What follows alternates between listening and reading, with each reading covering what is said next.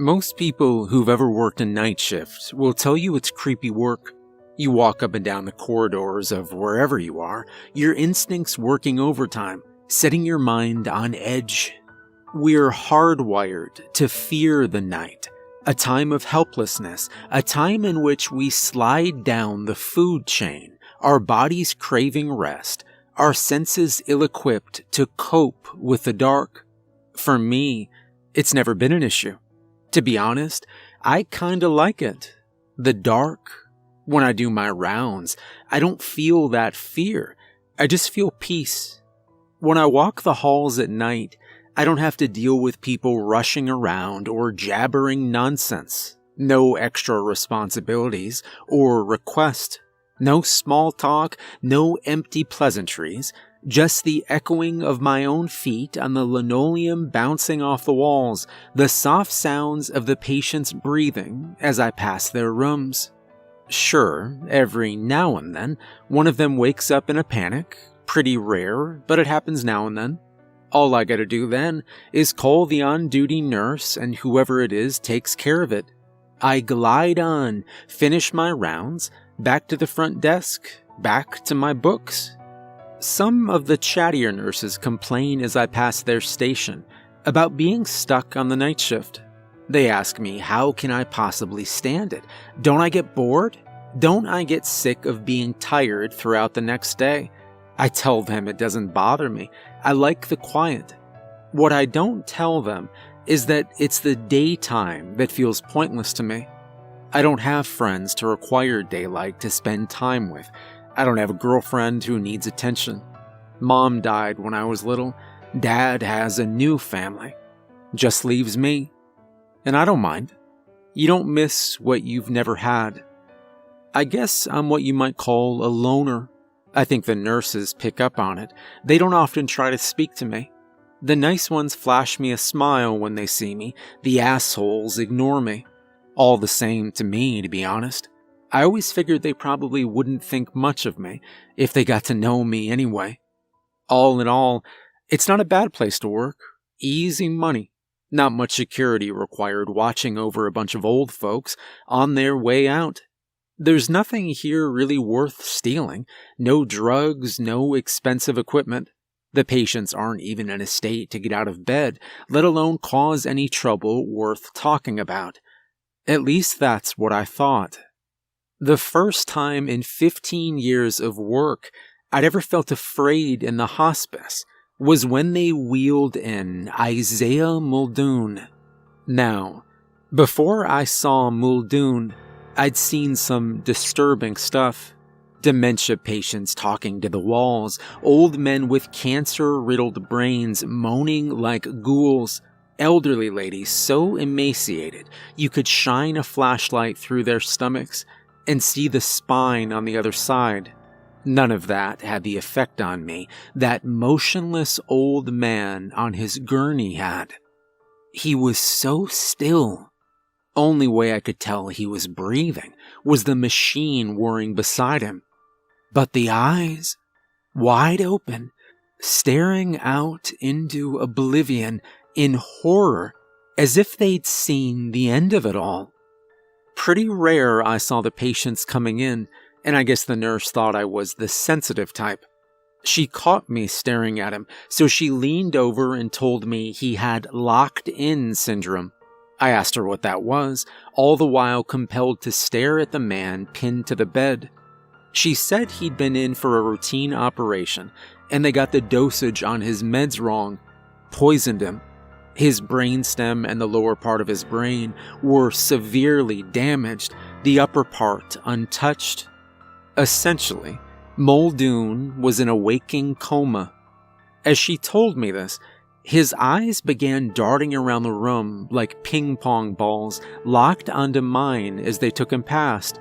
I tried to avert my gaze, but I couldn't break his glare. It was like he was staring straight into me, to places no one had ever seen. They got him into the bay and drew the curtain. I snapped out of it. Took me a moment to get my thoughts back together. Just imagine that for a moment. One day, you're healthy and happy, living your life as if nothing can ever go wrong. Then someone flips a switch, and you find yourself trapped inside your own body, mind still sharp as it is right now, only you're unable to move, unable to speak, so damaged even your lungs need help to work, but still completely aware of everything going on around you. No hope of ever being free, waiting to die. Despite my fear, I couldn't help feeling for the guy. It's one thing to have your mind eaten away by the confusion of dementia. It's another to watch your body decay around you whilst you feel like you're still together. I asked about Muldoon, his family, friends. The nurses told me his wife had died earlier in the year, no kids. He'd moved to the area recently and didn't even have an emergency contact. Only reason he had enough for the room was his insurance, which was paid for by some organization. Looking back, I guess my first mistake was feeling some kind of kinship with him. He didn't have anyone, just like I didn't have anyone. Plus, with him being in his state, I knew I wouldn't have to make small talk with him or listen to any yammering, so I figured what could it hurt if I went into his room and talked to him when I was passing. It felt kind of strange talking to anyone like that, opening a conversation. I wasn't used to it. At first I spoke about the weather, sports, the news, instantly despising myself each time I felt myself drifting into petty conversation, aborting and cursing myself as I continued my rounds. But every time I passed, he was there waiting, a captive audience, if you will. I started talking to him about the books I was reading. I'm a big Murakami fan, so I told him that. Described the plot of the novel I was reading by the author. Told him what I thought of it, and what I thought was going to happen. I'd keep him up to date each night I passed, and soon got on to more personal topics. I told Muldoon about my family, how my dad was distant, and my mom was dead, how no one really liked me, but that I didn't mind. I told him about my life and my dream to one day write a novel, how I slept alone and ate alone, how I really had no one. All the while during these conversations, Muldoon would fix me with his stare. It was hypnotic. I felt like I was pouring myself into him, a trickle opening into a torrent, until he would release me, and I could go back to my rounds. Those conversations, if you can really call them that, always left me feeling so tired, dazed, like I'd just awoken from a deep sleep partway through. Each time I told myself that was the last time. Yet the next night when I was passing that room, I couldn't help but go inside, drain some more of myself away. The night Muldoon spoke was the last night I felt peace. I was doing the mid-shift rounds at about 3 a.m., as usual. I remember how quiet the building was as I walked. Thinking back, I don't even recall my shoes making a sound as they hit the floor. It felt like the forest when everything goes utterly silent, how only in the absence of that sound are you aware it was there at all. I drifted to Muldoon's moonlit room, and inside, he was sitting up in his bed, bolt upright, his eyes fixed on mine, so wide they could have popped from his skull, brilliant white against the darkness around him. He was skinny by then, and as I went forward, he reached out his skeletal hands, beseeching me forward. It felt wrong, but I wasn't afraid. I felt like a child being carried to a bed in a fever, tumbling away from myself and towards the blackness. His jaw unhinged and creaked open. With each pump of the ventilator, he rasped out a language that sounded like death gasps. I lowered my head to him like cattle, and he clamped onto it with unknown power. I felt his claws dig into the skin, my skull shuddering as he forced his way inside. The nurse slapped me across the face, and I came around to her petrified eyes searching mine. I was standing in the doorway of Muldoon's room, rooted to the spot. With a wavering voice, the nurse asked me what was wrong. She told me I'd been screaming. Terror erupted through me. I blurted out Muldoon's name, repeated it again and again and again. Aghast, I pointed into the darkened room to where my attacker was surely scuttling. The nurse flipped on the light switch, and there he was, asleep in his bed, the ventilator gently clicking by his side. I said I didn't understand. He'd attacked me. His hands. The nurse checked the machinery surrounding the withered old man, told me it all looked normal, nothing had changed. I didn't believe it, but I couldn't bring myself to enter the room. I told her we had to check the CCTV footage. Each room was fitted with a camera. Some of the other patients were stirring. A couple had made their way into the hall, no doubt disturbed by my apparent scream. The nurse said she needed to tend to them and set about her duty.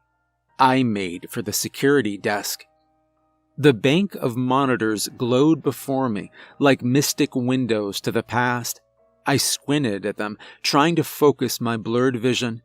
My thoughts still felt groggy, as if I'd woken up still drunk from the night before.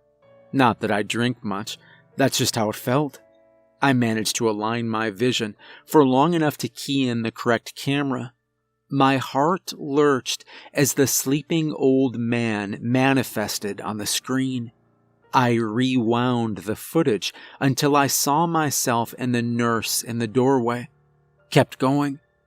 As the timestamp sped backwards, a static version of me remained pinned to the spot in the doorway, staring into the room like some kind of jittery creep. By the time I saw myself reverse away from the room, 12 minutes of video had passed. The attack had felt over in a flash. Thoughts fogging over again, I pressed play and watched myself stroll up to the doorway and pull up to look inside. Then I just stood there, barely moving a muscle, but not looking especially strange. Just standing there, taking note of the old man on the bed. At the 11-minute, 34-second mark, the man on the screen burst into life, nearly shocked me off my chair. He just started screaming, face contorted unlike I'd ever seen myself before. The nurse came into view, and I paused the tape. It had felt so real, but it was impossible. Had I had an aneurysm? Was there a tumor the size of a golf ball in my brain, fixing to send me into one of these beds I've been walking past for all these years? Nausea crept up my throat, and I closed my eyes tight. Should probably get one of these doctors to take a look at me tomorrow, I figured. As the acid receded back down my esophagus and the urge to vomit passed, my head began to clear. I decided to check the other camera, the one looking into the room. I flipped over to the correct channel, and the old man in the bed appeared on screen, rewound to the time I'd arrived at his room. Hit play. Instantly, it hit me. The eyes, glowing in the night, fixed wide on the doorway where I stood out of shot. A shiver crept down my spine as I watched Muldoon, unmoving in that blackness, his eyes never blinking. The timestamp showed I'd started screaming. The eyes flicked closed. I spent the rest of my shift sitting at the security desk. My thoughts felt cloudy, distant. All I wanted was to go home and sleep. The first light of dawn came. My shift ended without further incident. I made the automatic commute back to my apartment, climbed the stairs, collapsed into bed, and shut my eyes in the hopes that a good rest was all I needed to shake off the strangeness of last night. As I drifted off, it all felt like a half-remembered dream, or like something that had happened to someone else at some other time. Tendrils reached out from the depths and dragged me into sleep. My eyes flicked open. I was laying in a bed which wasn't my own in a strange room. I felt uncomfortable, but somehow numb. I glanced around, trying to get my bearings. There was the rhythmic sound of machinery beside my head. The place was utterly still, gray, thin cobwebs hanging about the place. A layer of filth covered everything, making the modern furniture look ancient. I attempted to sit up to get a better look, but my muscles wouldn't obey. I willed movement with all my might, but nothing, not even a twitch. I was pinned under some great weight, unable to muster so much as a wiggle of my toe. I realized where I was. It was his bed, Muldoon's. But why was I here? I'd already finished my shift. I'd left. I was asleep at home. Relief washed over me at my revelation. I was asleep. Just a bizarre dream. I lay in the dusty hospice bed, convincing myself I'd wake up at any moment in my home. I'd never had a lucid dream before, had no idea a dream could feel so real. But why hadn't I woken up? Usually when the dreamer notices he's in a dream, his brain shorts out and he wakes.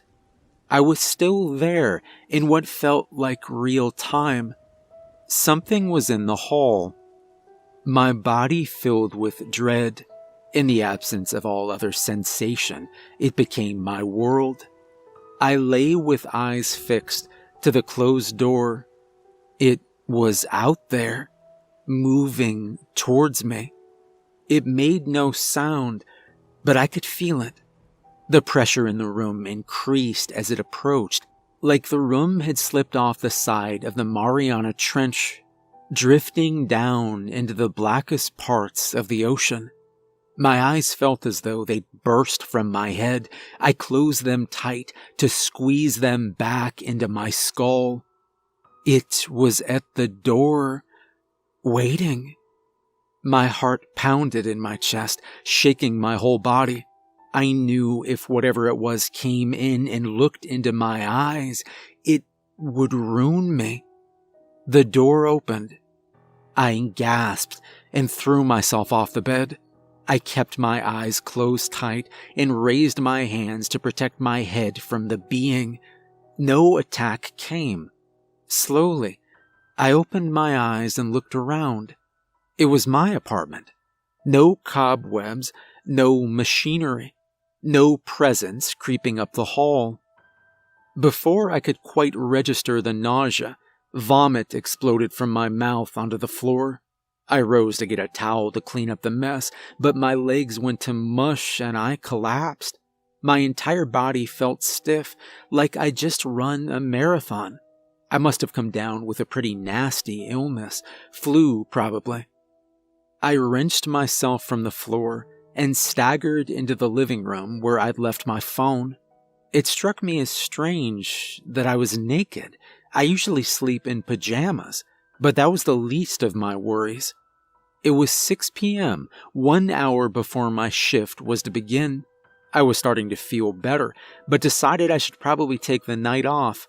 The hospice is pretty strict about coming to work if you have something like the flu, too many high-risk patients. My boss was understanding, told me to see a doctor if my symptoms persisted. I told her I would, and hung up, slumped onto the couch. A knock at the door stopped me from drifting off. I groaned. No one ever visited me, so it couldn't be anything important. The person knocked again, polite and cheery. I made my way to the peephole and looked out. It was my neighbor, Mrs. Patton. We'd never said so much as a hello in the hallway before. I only knew her name from the mail that sometimes mistakenly ended up in my box. What could she possibly want? She looked well enough. I decided against the interaction and was turning to go back to the couch when something slid through the door. A note. If she had some kind of problem, she could get lost. Now was not the time. I opened the folded paper anyway. Dear Thomas, thank you so much for helping me today. It's heartening to know I have such a lovely young man for a neighbor. I've baked some cookies as thanks. You'll find them on your doorstep. If you ever need anything, you feel free to pop over the hallway and knock on my door. Thanks again, and God bless. Pamela. Great, I thought. Not only is the woman across the hall losing her marbles, but now I'm involved in her delusions. Should steer clear of her as best I can. That kind of crazy has a way of sucking people in. I spent the rest of the day feeling totally worn out. Though, to be honest, it didn't change how I spent the day compared to most of my other days off. I lounged around the apartment, too tired for video games, watching the same series on Netflix I'd already seen countless times before. I tried to force myself to write a little of my latest novel idea, but as usual, I couldn't find the willpower and just went to the fridge instead. Frozen pizza for dinner again. Spaced out, I barely even noticed as my conscience started to drift, lulled off gently by the chatter of fake lovers on the TV. I closed my eyes just for a moment. I batted my eyes open. Must have dozed off. The room was dark around me, but smelled dank, rotten. Gradually, my vision adjusted to the gloom. My heart sank. I was back in the hospice bed, pinned to it by my own body. The room had changed. Black mold covered everything, seething out from behind the furniture and up the walls. Air thick with spores was pumped into my feeble lungs with each click of the machine beside me. I wanted to cough, to clear my throat, but even that was impossible. I tried to wrench myself from the dream, to will myself out of it, but I couldn't. The machine's clicks intensified. My heart pounded with the quickening rhythm. It was coming. The spores in the air whirled around me with each step outside in the hall. I could hear it now. Each step, a thump of some great mass slamming into the ground. The pressure in the room was unbearable, enough to buckle the door in its frame. Its curdling breath billowed through the cracks in the door. I winced my eyes tight, heard the door scream open on its bent hinges. The thing was in the room, willing me to look at it. It was moving closer. I could smell it now, an ancient thing, rotten moss and dirt. I felt it reach out for me. I rolled off the couch and onto the floor screaming. I could feel the filth from the room clinging to my skin. I made a blind dash for the door, but tripped and sprawled onto the carpet. Lay panting. I was home, back in my home. I was Thomas. Me. This was no ordinary illness. Something was severely wrong. Orange light streamed through the window. My clock was no help. 5 a.m. or p.m. I checked my phone. p.m. I'd slept for almost 10 hours and still felt as though I'd been awake for days.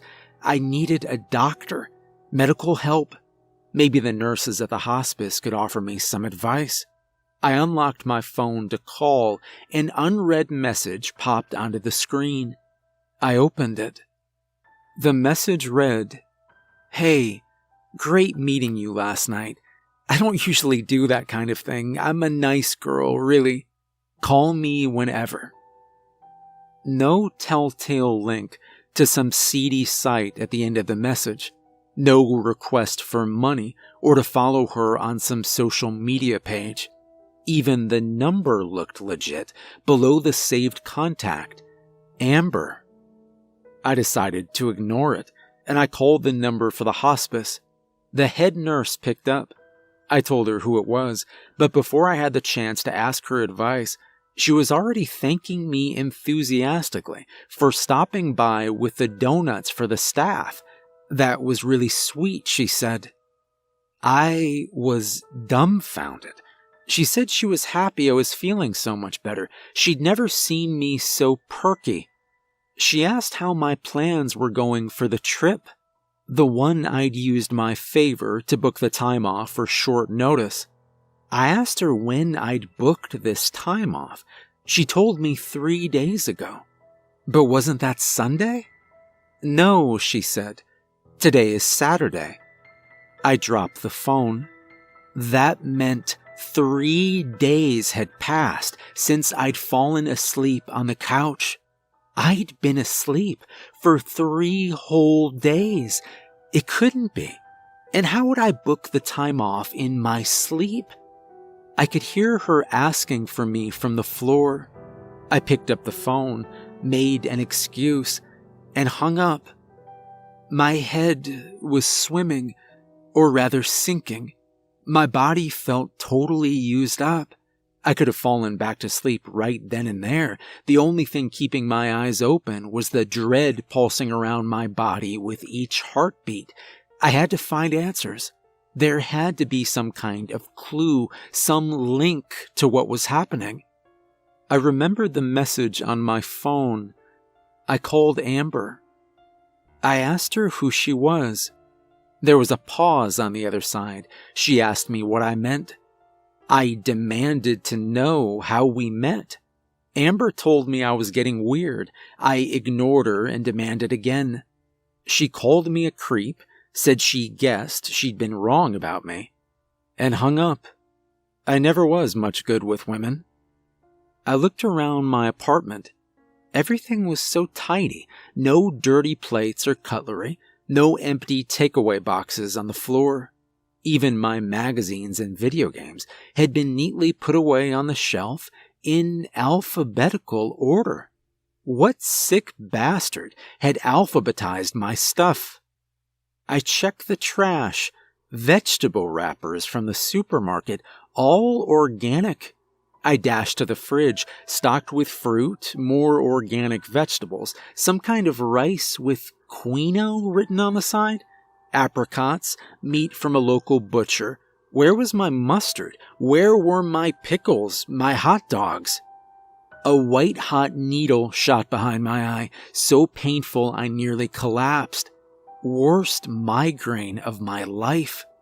Wincing, I checked my phone, checked the history on the browser. I scrolled past a number of charity websites I'd apparently visited over the last 3 days. First time for everything, I suppose. There had to be something I was missing. I checked the files. There was one recording, playme.mp3. I opened it. My blood froze as my own voice rang through the tinny speaker. It was me, and yet not. The same pitch and accent, yet somehow more languid, calm. Hello, Thomas. Don't be startled. I know this all must be very distressing for you. For that, I apologize. It is not my intention to frighten you, but vessels rarely offer as much resistance as you have. You should be proud. I'll admit, you're not a prime candidate, but needs must. My current vessel is damaged beyond repair, and I must transition soon. Unfortunately for you, amongst the staff and the hospice, your existence is least worthy. You've squandered your chance at finding meaning on this earth, and if you look within yourself, you know this will never change. That is not my doing. It is your own. Sadly, This is the state of most vessels, doomed to be used up and shriveled away without finding any purpose at all. A drop in the ocean, as they say. I want to make the world a better place, Thomas. I want to make something of your vessel. Give it to me. Give in. Rest. Make it easy on yourself, as you always have, and know that you'll be loved, adored by all. They will build statues of you and praise your name. Give yourself to me, Thomas. Sleep. At that, a guttural chanting began emanating from the speaker. Instinctively, I hurled the phone into the wall, shattering it into silence. I stood for a moment, exhaustion pulling my eyelids down, adrenaline holding them open. Something was coming up the stairs. That smell, decay and ancient dirt, thudding down the hall. Cobwebs began to form around me. I shook my head and they dissipated, began to gather again. The thudding reached the door, filling the room with the stench. The apartment itself twisting around me. I ran to the sink and splashed my face with water. The reek wafted away and back in with each cold splash. I was fading. In desperation, I went to the toaster, set it, and took a deep breath. I jammed my finger into the glowing filament. The toaster exploded. I flew back and onto the ground, more awake than I'd ever been in my entire life. I lay on the floor, panting, looking around. Everything was normal. The only smell now was burnt hair, fragrant compared to what it had replaced. I had to stay awake just long enough for that bastard to die. I rummaged through my drawers. I found the trucker pills I'd bought when I started the job. They were still in date. I boiled the kettle, washed down twice the recommended dose of the pills with black coffee. It's been 32 hours since I heard myself on the recording. My heart is beating like a jackhammer. I'm so wired I didn't even recognize my own face in the mirror earlier. I look old. Every time my head drops, I hear that thing outside, getting stronger, beating on the door, and groaning. It wants to be let in. It wants to see me. I think it may be death itself. Maybe it's whatever Muldoon really is. I don't know. Right now I'm doing anything I can to stay awake, to stop myself drifting off. That's why I'm writing this all out. Not even sure if anyone will believe me if they read it. What else can I do? Call the cops? Yeah, right. I've considered going to the hospice and killing Muldoon myself, but even when that thing in the hall is keeping quiet, I know it's out there. I can feel it. It wants me to leave the apartment. It wants me to go to it. By the time anyone reads this, I'll either be me or I'll be gone. Not sure how much longer I can hold out. The cobwebs are covering everything now, and when the thing outside groans, it sounds fierce, angry. At least I can still move my arms and legs. I think I'll watch some more TV, take the last of my trucker pills, maybe another cold shower. I wish I'd written that novel. Heck, it might have even been pretty good.